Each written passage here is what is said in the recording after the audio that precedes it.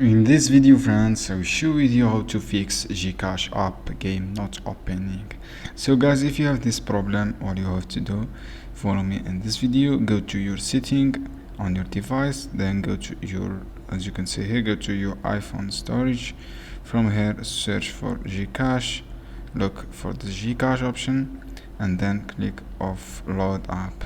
If you see this one, just click offload app, then see wait to loading this page from here.